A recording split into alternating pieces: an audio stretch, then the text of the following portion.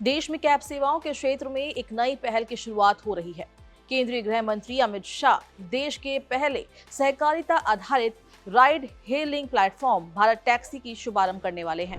इस सेवा को कैब सेक्टर में एक बड़े बदलाव के रूप में देखा जा रहा है, क्योंकि इसका मकसद ड्राइवरों को अधिक अधिकार देना और यात्रियों को पारदर्शी और किफायती सेवा उपलब्ध कराना है।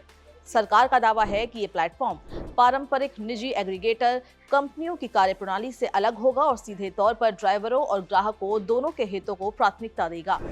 भारत टैक्सी की सबसे बड़ी खासियत इसका सहकारिता मॉडल है। यहाँ ड्राइवरों को केवल कर्मचारी नहीं बल्कि सारथी कहा जाएगा और उन्हें इस व्यवस्था का मुख्य भागीदार माना जाएगा।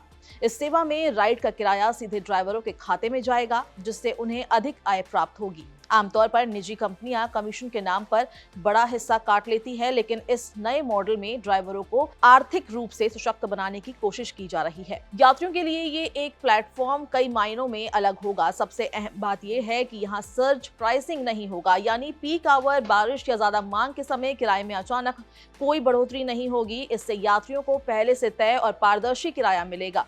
ये कदम उन लोगों के लिए राहत लेकर आ सकता है जो अक्सर मनमाने किराए की शिकायत करते रहे हैं। सेवा के तहत एक ही ऐप पर कैब, ऑटो और बाइक राइड की सुविधा उपलब्ध होगी। इसमें कम दूरी की यात्रा से लेकर लंबी यात्रा तक के लिए अलग अलग विकल्प मिलेंगे।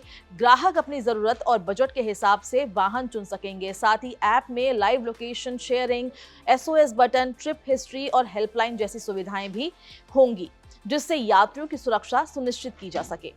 ड्राइवरों के कल्याण को भी इस प्लेटफॉर्म में खास महत्व दिया गया है। चयनित सारथियों को दुर्घटना बीमा और पारिवारिक स्वास्थ्य बीमा जैसी सुविधाएं प्रदान की जाएंगी। इसके अलावा उत्कृष्ट प्रदर्शन करने वाले ड्राइवरों को सम्मानित भी किया जाएगा, जिससे उन्हें प्रोत्साहन और पहचान मिल सके। दिल्ली में सहायता केंद्र भी बनाए गए हैं, जहां ड्राइवरों को तकनीकी और संचालन से जुड़ी मदद मिल सकेगी। जानकारी के अनुसार अब तक 3 लाख से अधिक ड्राइवर इस प्लेटफॉर्म से जुड़ चुके हैं और दिल्ली, NCR और गुजरात में रोजाना हजारों राइड पूरी की जा रही है।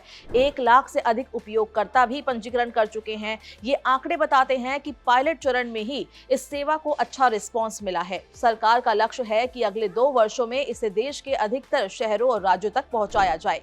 विशेषज्ञों का मानना है कि ये पहल मोबिलिटी सेक्टर में एक नया मॉडल पेश कर सकती है। स्वदेशी प्लेटफॉर्म होने के कारण ये विदेशी निवेश आधारित सेवाओं का विकल्प भी बन सकता है। साथ ही सहकारिता के जरिए रोजगार, सार्वजनिक सुरक्षा, अधिक भागीदारी को बढ़ावा का उद्देश्य इसमें है।